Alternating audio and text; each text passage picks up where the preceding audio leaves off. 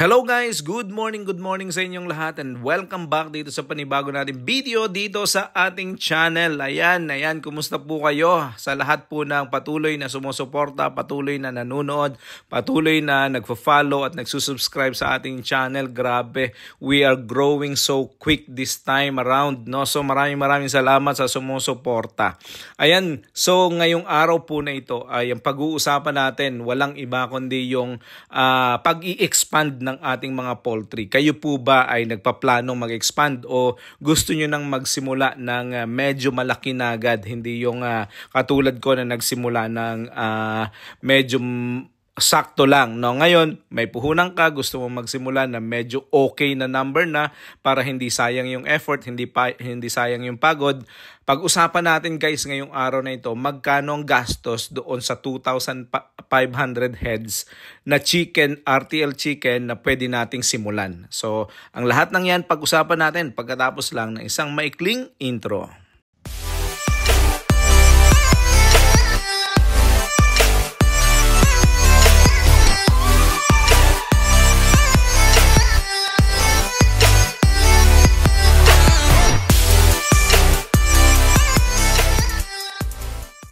Hi guys, ayan, maraming salamat. Welcome back, ayan, sa patuloy na nag-tune in. Maraming salamat po. Hindi nyo talaga alam kung paano ko kayo pinapasalamatan. At yung mga nagko-comment po ng magagandang mga comment, maraming salamat po talaga dahil na-appreciate ko kayo. Na-appreciate nyo din po yung ginagawa natin. So sa lahat po ng mga nanonood at sumusuporta, sumusubaybay sa atin na hindi pa nakasubscribe, baka naman po masusubscribe nyo na kami at makiklik nyo na rin yung notification button na sa ganon patuloy nyong mapanood yung ating mga videos, no? So yun, kung bago ka dito, click like and subscribe na.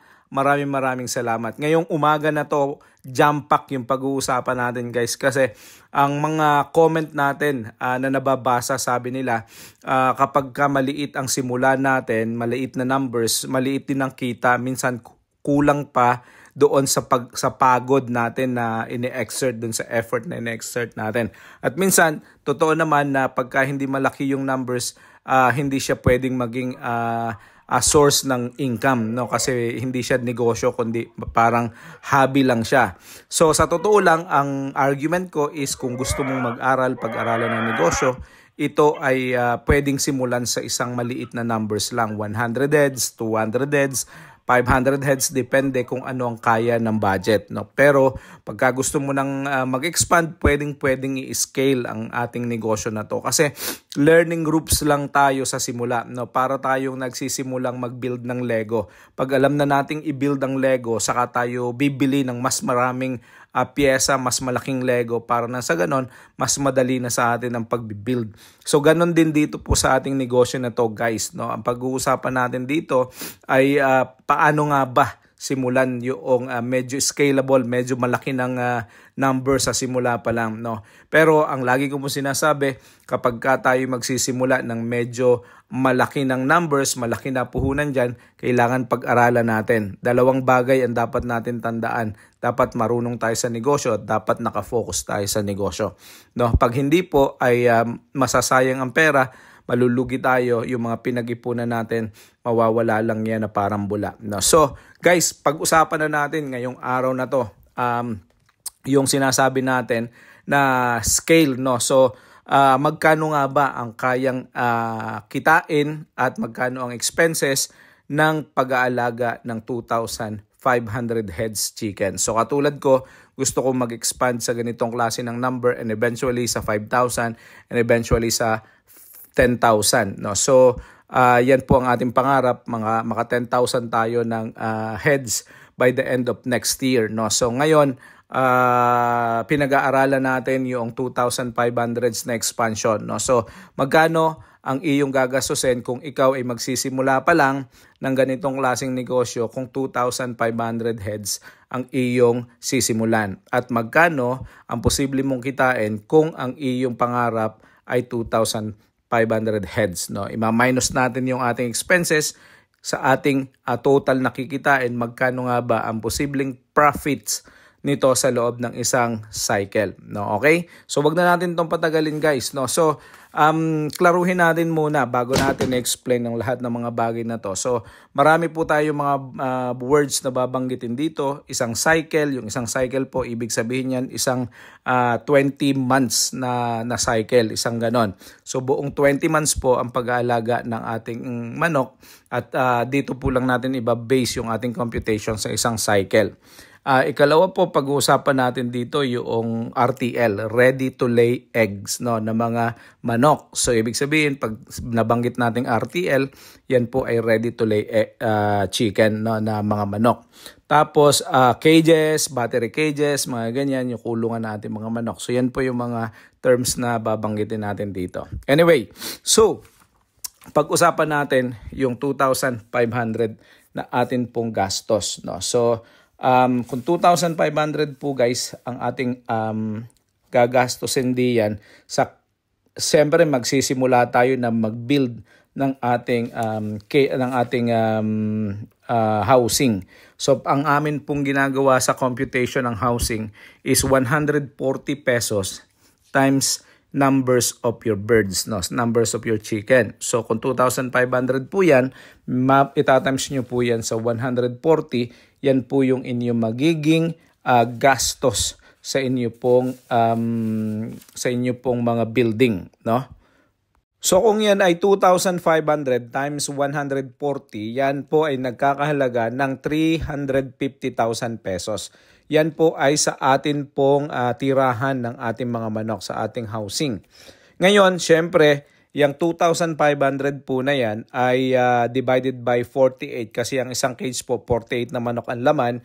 So ang kakailanganin nyo dyan po ay 52 na mahigit na cages, yung battery cages natin. So gawin natin 53 times 8,500 na po ang isang isang cage ngayon. So papatak po yan ng 450,500 ang atin pong cages pa lang doon sa ating battery cages.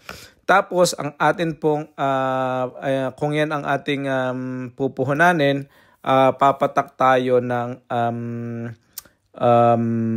idadagdag pa pala po natin dito yung ating mga manok, which is yung ating manok ay nasa 420 po ang isa, no? So 420 times yun pong 2,500, meron po tayong 1,050,000 na gastos sa manok pa lang. So ngayon, kung idadagdag po natin lahat yan, yung 350,000 na housing, yung atin pong 450,500 na presyo ng cage, tapos yung atin pong 1,050,000 pesos na sa manok, yan po ay magkakaroon ng total na 1,850,500 pesos.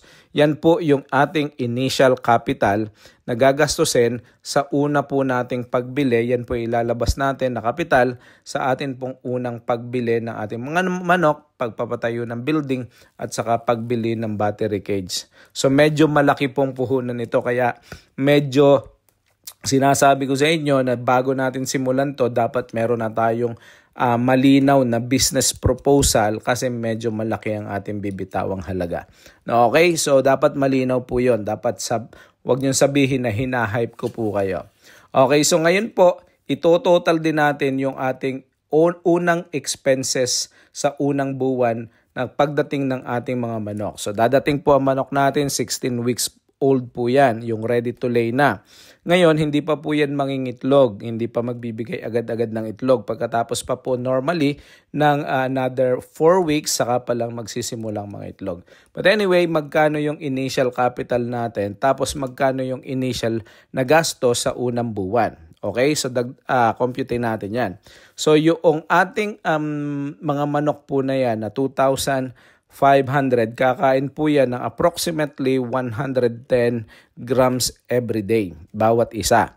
So kung itatimes nyo po yan sa 2,005, tapos inyo pong itatimes sa 30 days, yan po at i-divide nyo yung resulta na yan sa 50 kilos, papatak po na 165 sacks ang inyong magagastos na feeds sa pakain pa lang po. 165 sacks sa isang buwan na ngayon po ang aming current price na kinukuhanan ng feeds is 1,470 sa feeds na brand po na ginagamit namin. Okay?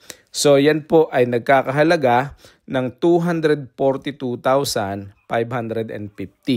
Yan po ay sa feeds pa lang every month. Ngayon may tao kang babayaran, ang bayad po namin ay 6,000 pesos sa isang tao. Patira po yan, pakuryente, kasama na ang pamilya sa bahay at kung ano-ano pa, libre na po yan. Tapos yung electric po mga nasa around 3,000 pesos every month yan. Tapos yung inyong vitamins mga nasa 2,000 every month. Tapos yung miscellaneous nyo po nasa around 5,000 pesos. No? So in total, initial expenses nyo sa unang buwan is 258,550 pesos. Yan po ang inyong unang magagastos. Ngayon, magkano yan pagka idinagdag natin yung initial capital natin na 1,850,500. Yan po ay magkakatotal ng 2,109,100 pesos. 2 million guys ang inyong initial capital. Ito po ay dito pa lamang sa 2,500 heads. No? So medyo malaki pong puhunan. Again, sinasabi ko po ulit, medyo pag-isipan natin, pag-aralan, at kung desidido na tayo, saka po natin simulan. Okay, so magkano naman ang posible nating kitain kung yan po ang ating pagbabasihan. Okay, so magkano ang ating kikitain, posibleng income? Kasi hindi naman natin pwedeng bitawan yung 2 milyon kung hindi po tayo siguradong kikita. Yung pong mga nagsasabi na parang nagbibilang tayo ng itlog ay hindi pa napipisa ng sisiw, ay hindi pa napipisa ang itlog. Kung kayo po yung magninegosyo, kailangan may malinaw po kayong projected income. So kung wala po yan, ay medyo tagilid po tayo sa negosyo. No? Dapat, hindi pwedeng bara-bara, dapat pinaplano. No? Okay? So, computein po natin yan para malinaw sa atin. Okay? Okay, so ilan po yung 2,500 na manok, ilan po ang kayang iitlog niyan sa isang buwan. So let's compute it conservatively, no? So meron pong panahon na mataas ang yield ng mga manok, ang yield natin sa mga itlog merong mababa. So let's talk about 85%. Sa tingin ko po reasonable 'yan. Sa tingin ko po yan po yung pinakang standard na hindi ka malulugi. So let's say 85% po. So every day yung 2,500 na manok, yan po ay mangingitlog ng 85% which is 2,125. So 2,125 eggs, itatimes po natin yan sa pinaka-conservative na presyo din po sa current market. Ngayon po, ulitin ko, ngayon po ay yan ay sa current market. Hindi po yan nung sa susunod na taon, hindi po yan nung nakaraan. Ito po yung current market. Medyo mahal po itlog. Pero ito na po yung pinakamababa na computation na atin pong ilalagay. So 2,125 eggs times 7 pesos yung conservative price na isang peraso. So yan po ay magkakahalaga ng 14,875 per day ang inyong pong gross income. Ngayon, itatimes nyo po yan sa 30 days kasi 30 days in 1 month, yan po ay papatak ng 446,250 pesos sa isang buwan. Yan po ang ating kikitain. Yan po yung ating gross income. Okay, so yan. Ngayon, i-times po natin yan sa isang cycle kasi ang isang cycle po natin is 20 months. So may mga cycle po, may nag-argue na may mas matagal pa dyan. Totoo yun, meron pong umaabot ng 24 months, yung iba umaabot ng 36 months. Depende po yan sa ating breed ng manok, depende sa ganda ng pag-aalaga natin. Kung maganda, matagal po ang buhay ng ating mga manok. Matagal tayong bibigyan ng magandang ani ng mga itlog. But anyway, ilagay po natin sa conservative na 20 months sa isang cycle. Kasi yan po yung standard ng cycle. Okay, so yan. Ngayon, 446,250 times po natin yan sa atin pong 20 months sa ating isang cycle. So, papatak po yan ng total price na 8,925,000 pesos. Yan po ang ating gross total income. Gross po yan, guys. Malaki. Napakaganda. sasabihin ng iba, hinahype po natin. Hindi po yan hinahype. Actually, yan po ay nasa pinaka-lower computation na. No? So, 8,925,000. Okay? So, ngayon, para makuha natin kung magkano yung profit natin, computein natin yung buong expenses natin sa loob ng 20 months, tapos i-minus natin sa 8 million kung magkano ang total profit natin. Tapos i-add natin yung ating pinagbentahan sa kal, no, sa kal na mga manok pagka natapos ng cycle. Okay? So, yan po ang ating pag-usapan. Okay, so ang atin pong total na income na sinasabi natin kanina sa loob ng 20 months, provided na tayo po ay nag-yield ng 85%, meron po tayong 8,925,000. 8,925,000 pesos. Ngayon, ima-minus natin yung total expenses natin. Magkano yon? So, yung ating 258,550 monthly na expenses, itatimes po natin yan sa loob ng 20 months. Ayan. So, sa loob ng 20 months, yan po ay ang magkakaroon ng total na 5,171,000 sa feeds at sa ating mga total expenses yan. Yung ating mga bayad sa tao at kung ano-ano pa. So 5,171,000. I-add po natin dyan sa total operating cost natin yung initial capital natin ng 1,850,500 pesos. Ito po yung ginastos natin sa atin pong mga cages, sa ating manok, sa ating housing. Yan po yung ating ima-minus. So ngayon, 1,850,500 po yung ating idadagdag dyan. So magiging total po niyan is 7,021,550 pesos. Yan po yung total expenses natin sa isang cycle. No, kasama na po lahat dyan. Housing, lahat na kung ano-ano. Okay? So ngayon, yan po ay iba-minus natin doon sa ating 8,925,000. So magkano matitira? 8,925,000 minus 7,021,550. Meron tayong matitirang 1,903,450. Yan po yung ating gross profit, no? So 1,903,450 pesos. Gross profit po yan. Ibig sabihin, hindi pa po yan yung total profit natin. May dadagdag pa dyan. Ngayon po ay sabihin natin sa loob ng isang cycle may mortality tayo na 10%. So yung 10% po na yan sa 2,500 is 250. So meron pa po tayong 2,250 na manok na ikakal. Yung 2,250, itatimes po natin yan sa ating current price ng kal na manok na 120. Tayo po ay magkakaroon ng kita na magkano total? 270,000 pesos. Ayan. So, idagdag natin ngayon yan sa ating 1,903,450. Magkano po ang kakalabasan yan? 1,903,450. Ang atin pong total na income is 2,173,450. Ito po, kasama na yung mga namatayan tayo na manok, yung lahat ng expenses. Sa loob po ng kulang-kulang 2 taon, 20 months, kikita po yung ating 1,850,000 ng 2,173,000. So, kung tutusin po, ang total na gastos natin sa simula ay 2,109,100.